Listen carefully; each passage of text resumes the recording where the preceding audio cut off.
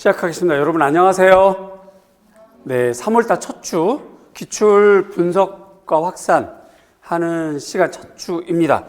책은 미리 안내해드린 것처럼 이렇게 작년에 출판한 기출 분석집입니다. 영역별로 되어 있어요. 여기 있는 내용들은 이런 형태로 문제가 나와 있고 밑에 이렇게 정답이 있습니다. 이 정답들은 평가원에서 채점한 정답들이고요. 두 번째는 최근 문제 같은 경우는 합격생 내지는 1차, 2차 합격 내지는 조금 안 됐더라도 자기 점수를 알게 되니까 그 점수를 본인이 가채점해보고 확인한 것들을 크로스 체크해서 재차 확인한 정답들이에요. 그래서 시중에 나와 있는 기출문제집이 몇 건 있겠지만 요 부분은 확실하게 대답을 해드릴 수가 있고요. 특별히 예전에 구서술형 정답은 그 실제 채점했던 것들을 이렇게 받아서 책에 실어놓은 겁니다. 아주 오래된 그런 내용들이지만 그런 내용들을 구하기 어려웠었는데 다행스럽게 어떻게 조금 구할 수 있게 돼서 실어놓는 것입니다. 총 진행은 8주 동안 진행을 하고요. 프린트물이 아마 오늘 나갔을 거예요. 이렇게 프린트물이. 네, 프린트물 잠깐만 보겠습니다. 프린트물 보시면 이렇게요. 1, 2월 달에 제1강이고 3, 4월 달에 제2강, 3강 이렇게 됩니다. 어제 금요일 날 심화이론에서 3강 끝났고 두 번째 기출문제 분석과 확산입니다. 분석에 끝나지 않고요. 확산까지 하는 강의가 제2강인데요. 토요일 날입니다. 2014학년도 현 서술형부터 작년 2024학년도까지 기출문제 정답도 보고요. 그 다음에 분석도 하고 이걸 통해서 올해 하다못해 최소 2, 3년 이내에 나올 수 있는 예상 문제를 뽑아주는 그런 시간이 되겠습니다. 금요일과 토요일이 이렇게 연결이 되어 있는 강의예요. 금요일날 심화이론, 이때는 이론합니다. 어제 우리가 강의를 했고요. 이때 이제 중요한 이론들 설명을 하고 어제 미교론이 끝났고 오늘 기출 확산하면서 기출문제를 보고 분석하고 정답 보고 주제 뽑기 하는 거. 여기 이제 토요일 날 오늘 이렇게 합니다. 그래서 매주 금토가 영역이 같게 진행이 될 거예요. 표현 영역 같은 경우는 두 주가 걸쳐 있는데 대체로 끝번 표현 2가 디자인 계열, 공예 계열, 색채학 계열쯤 될 거고요.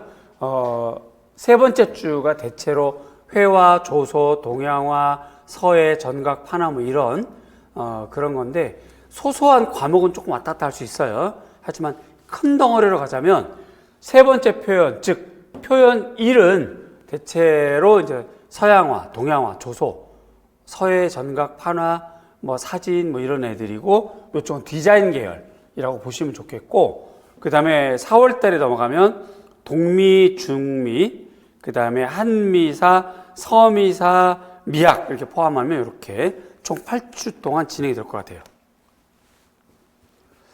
그 뒤로 넘겨보시면 1주부터 제가 8주까지 다시 한번 좀 더 구체적으로 이 책과 관련된 페이지를 이 책과 관련된 페이지를 이렇게 실어 드렸습니다. 그래서 오늘 하게 되면 이렇게 대체로 29페이지, 46페이지 정도 문항수를 따져봤더니 23학년도까지가 22개 그 다음에 작년에 2문제 합쳐서 24개를 한 주 하게 되는 거고요.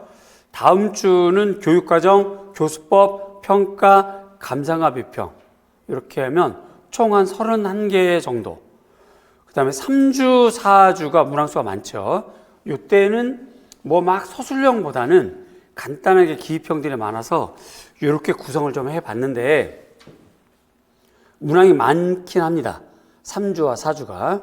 요거는 제가 진행을 좀 하면서 적절히 조정해 보겠습니다. 그 다음에 5주가 16개, 6주가 20개. 그래서 요거 3, 4, 5, 6주를 자, 적당히 조정을 좀 해야 될 것 같아요. 그 다음에 7주, 8주는 구분 없이 섬이사이기 때문에 2개 주차를 이 개수 구분 없이 요걸 조금 조정해서 공평하게 좀 분류해서 진행하겠습니다. 토탈리칼하게 7주, 8주는 섬이사랑 미약 이렇게 보시면 될 것 같아요. 이렇게. 그 다음에 이제 3, 4, 5, 6은 중미사, 한미사 표현 영역들을 좀 적당히 묶어서 진행을 좀 해 보겠습니다. 예를 들면 뭐 공예 파트 쭉 전부 다랑 뭐 중미사 이렇게 묶어서 해본다든지 문항수를 좀 조정해 보겠습니다. 어찌됐든 여러분들 공부하시기 편하도록 문항수와 번호 이렇게 분류해 드렸고요. 참고해 보시면 되겠습니다.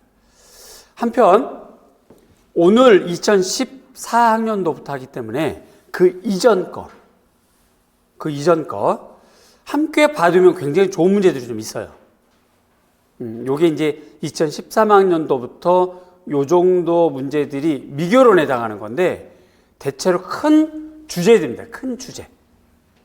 요것들을 여러분들 함께 공부하시면 많이 도움이 될 것이다 하는 생각이 좀 들어요.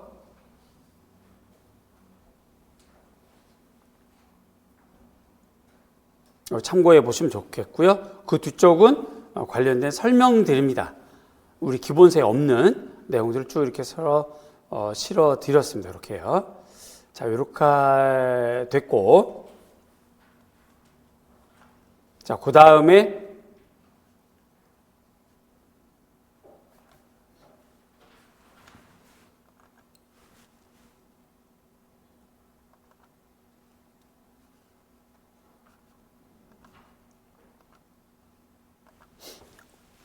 PPT를 좀 준비해 봤는데요. 잠깐만 좀 보겠습니다.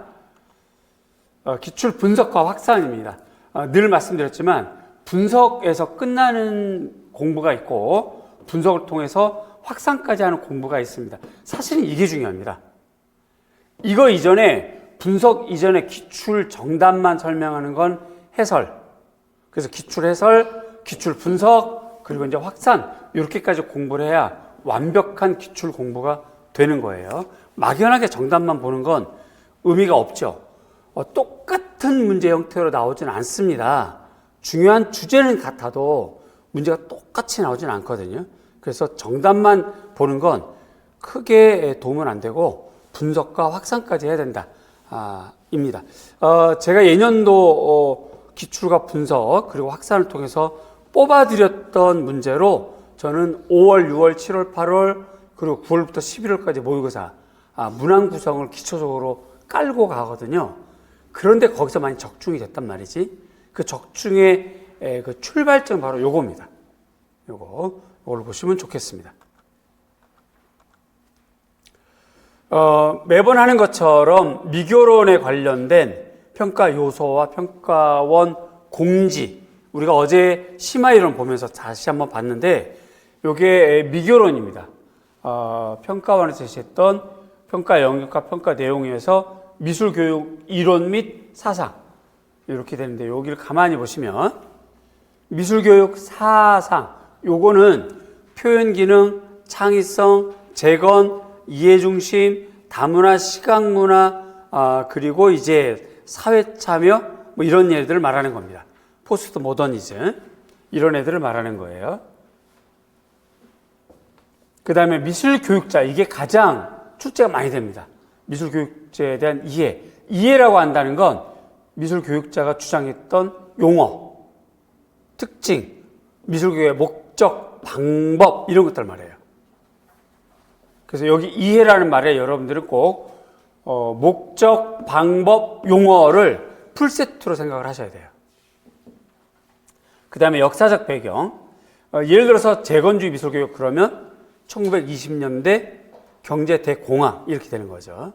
이런 것들을 참고하셔야 될 것 같고, 그 다음에 시대적 변화, 구체적으로 좀 보시면 표현 기능 중심에서도 드로잉을 강조하는 이유들이 있어요. 또 미술사를 연계해서 그랜드 매너라든가 그랑투르라든가 이런 것과 연계해서 드로잉을 가르치거나 혹은 아동 중심 사조로 드로잉을 가르치거나 그렇게 좀 변화가 좀 있고, 구체적으로 다문화 같은 경우는 60년대 다문화, 70년대 다문화, 80년대 다문화, 그리고 2000년대 다문화가 좀 다르죠. 그런 내용들을 말하는 겁니다.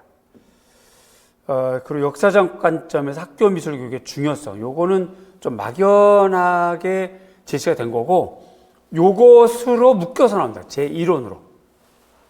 제 이론, 좀 더 구체적인 이론들을 말해요. 엘게라의 사회참여 양상, 이런 것들이 제 이론이에요. 오늘 배우게 되는 또 리퀘르, 리좀 이론 같은 것들을 제 이론이라고 부릅니다. 그 다음에 최근의 동향, 조금 전에 했던 것처럼 리퀘르라든가 데리다라든가 그런 미학자들과 함께 동향들, 그리고 목적, 목표, 이런 것들이 미술 교육론에 관련된 평가 내용 요소입니다. 그래서 이거 참고하셔서 공부하시면 확실한 도움이 되겠죠. 이제 구체적으로 연도별로 나와 있는 상태를 좀 볼 겁니다.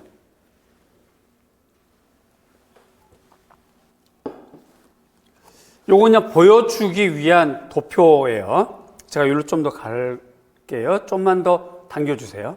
네, 좋습니다. 아니면 저를 아예 빼버릴까요, 한번? 네, 그래서 확 당겨보실까요? 네, 그냥 간단하게 분류해 놓은 것인데, 여기는 사실 좀 더 구체적으로 더 셀링이 돼야 돼요. 좀 더 쪼개야 됩니다. 그런데 너무 쪼개면 화면상 보이지가 않기 때문에 그냥 크게 이렇게 좀 대체로 묶었어요. 여기에서 현 서술형 14학년도에 제일 먼저 나온 것이 이해중심, DBA, 요때 가드너가 따로 나오고 아르나임이 따로 나왔어요. 이 부분을 여러분들 잘 주목하실 필요가 있어요. 서술형인데 왜 허구 많은 미술사 중에 이것부터 나왔을까를 생각을 해보셔야 되겠거든요.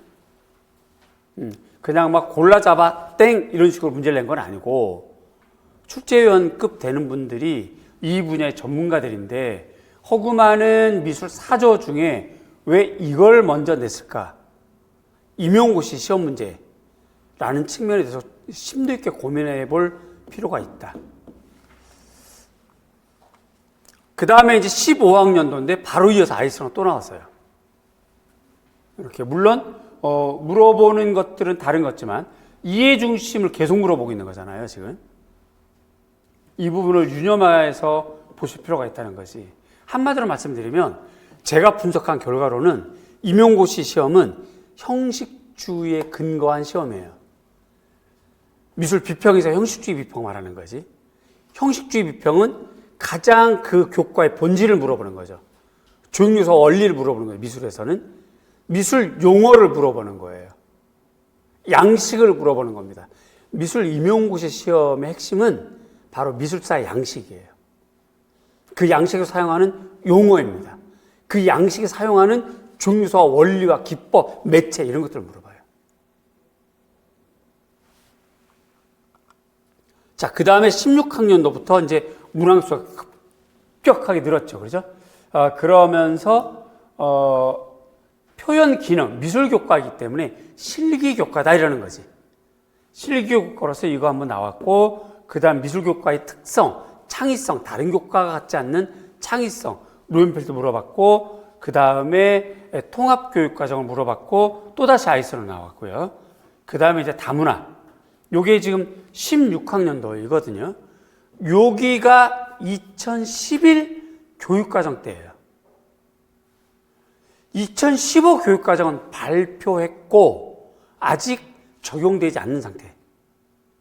그러면 공부를 좀 하신 분들은 2011, 즉 2009 개정 교육과정과 2015 개정 교육과정의 차이점이 있거든요.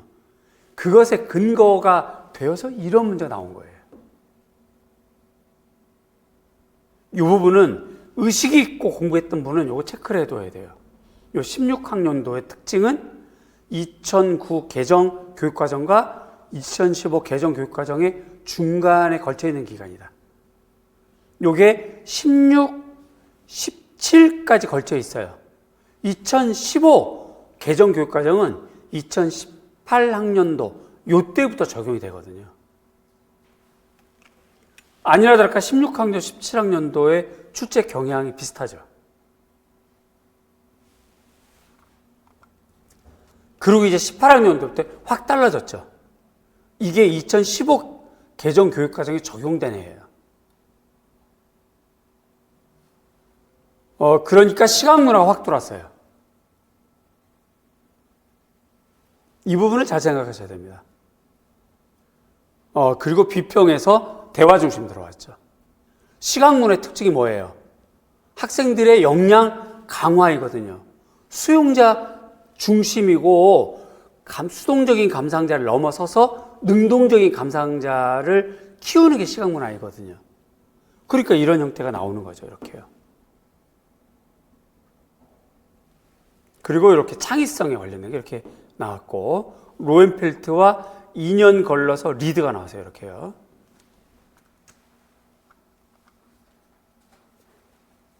(19학년도) 역시 패턴이 비슷하죠.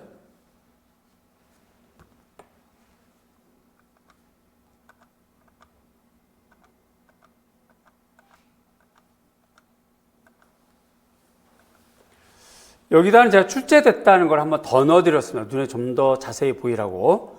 20학년도부터는 이제 좀 더 복합적으로 나오죠. 표현 기능도 많이 물어보고, 그죠? 그 다음에 창의성 물어보고, 그 다음에 사회 참여가 이제 이렇게 되는 겁니다.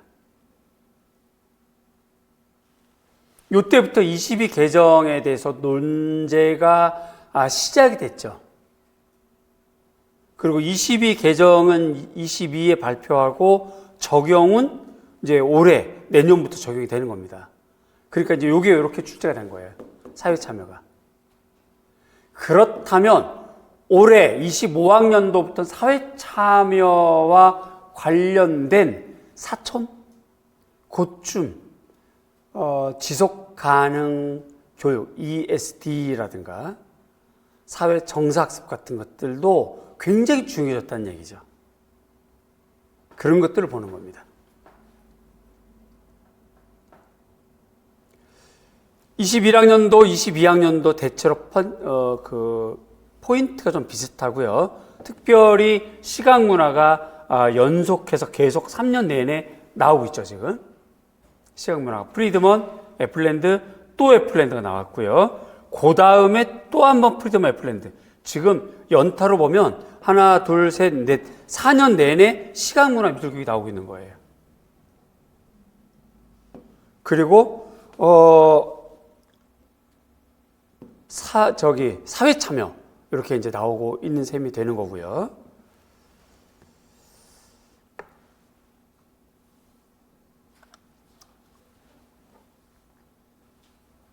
요걸 한꺼번에 제가 묶어봤습니다. 이렇게요.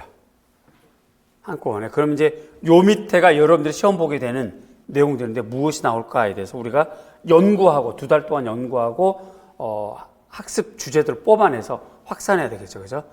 이런 패턴들을 이게 의미가 있는 패턴이거든요. 출제되는 패턴들이. 일단 출발 가장 미술의 본질적인 것부터 들어가는 거예요.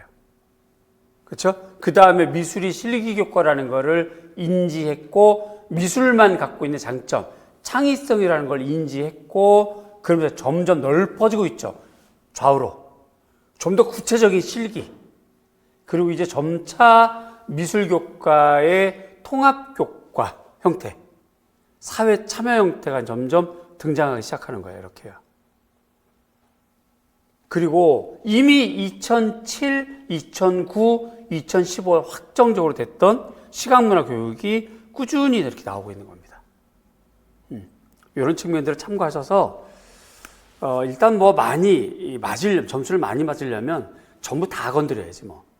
전부 다 건드려야 되는데 우리에게 주어진 시간은 한계가 있고 기간제도 해야 되고 또는 일도 해야 되고 공부를 또 교육학도 들어야 되고 한계가 있기 때문에 우선순위를 정하는 것에 참고하면 도움이 될 것 같다. 하는 생각이 들고요. 이걸 기준으로 앞으로 제가 계속 확산해 드릴 겁니다. 매년 4문제에서 6문제가 나옵니다. 여기서 포함된 4문제, 6문제는 교육과정, 교수법, 평가를 다 말하는 거예요. 순수하게 미술교육론은 2문제에서 4문제 나옵니다. 순수하게 미술교육론은 2문제에서 4문제. 배점으로 보자면 굉장히 많아요. 그냥 20점 안팎이라고 보시면 돼요. 그러니까 이거를 놓치면 그냥 안 되는 거야. 정말 안 돼. 인강생 중에 저랑 상담한 분, 몇몇 분, 미교론 공부가 안 돼서 미교론 날렸어요. 그러면 미교론만 날린 게 아니라 자기까지 날리게 돼. 정말 미교론 날리시면 안 돼요. 이제라도 다시 차분하게. 미교론의 제2론, 아주 소소하게 제2론들, 그 다음에 학자와 관련된 거 용어, 그 다음에 관점, 이렇게 정리해 나가시면 충분히 해결할 수 있다. 공부 방법, 기본서 상권 꼼꼼하게 보세요. 기본서 괜찮습니다. 잘 나온 책이에요. 기본서 상권 꼼꼼하게 좀 보시고 회독 좀 하시고 또는 뭐 심화서를 좀 보시든지 그렇게 하시고 오늘부터 해드리는 기출 분석과 확산 꾸준하게 연구하세요. 연구하다 보면 여러분들도 올해 이거 나올 수 있을 것 같은데 하는 생각이 들 거예요. 그 다음에 제가 뽑아드리는 적중 예상 주제 뽑아서 공부 좀 하시면 도움이 될 것 같고 그 다음에 필독서에서 출제되는 거 아시죠? 필독서 꼭 보셔야 됩니다. 아울러서 심화서랑 기본서 좀 보시고 문제풀이 때 미교론 같은 경우는 꼭 첨삭을 받으시는 게 좋아요. 미교론, 그 다음에 디자인 역사, 그 다음에 중미사, 함미사, 서미사는 가급적이면 꼭 첨삭을 받는 게 좋아.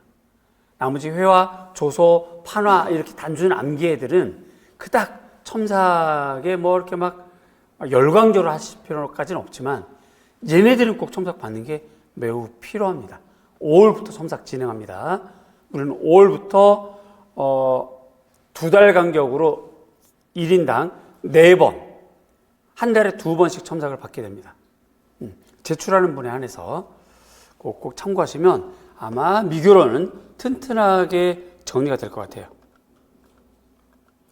일단 24년 목표, 교육학 15점, 전공 55점 이상. 일단 모든 영역을 고르게 잘해야 되지만 미교론부터 잘 잡아놓지 않으면 이 점수를 올라가기 어려워져요. 모두가 다 40점대에 머무르거든요, 대체로. 임용 시험을 본 학생들의 점수대가 다이아몬드 형태예요. 점수대가 다이아몬드 형태다. 맨 위가 합격을 해. 전부 다 옆으로 펼쳐있는 점수대가 40점대랑 35점 이상대. 그리고 밑으로 내려갈수록 35점, 20점대 이렇게 되거든요. 그럼 그 다이아몬드 형태, 가장 넓은 형태를 넘어서지 못하는 이유. 그 각 영역마다 분기점을 넘어가지 못하는 건데 그런 것들 이번에 꼭 잡으셔야 돼요. 일단 미교론 교육과정은 22점짜리다. 이거 놓치지 마시고 힘내서 열심히 해보십시오. 우리 카페에 많이 질문해 주시고요. 블로그도 잠깐 봐주시고 틈틈이 올해 미술여행 가이드 유튜브 영상 찍어보겠습니다. 합격하시도록 최선을 다해서 여러분들 돕고 수업 좀 열심히 해보겠습니다. 함께 힘내봅시다. 네, 카메라 잠깐 꺼주시고요.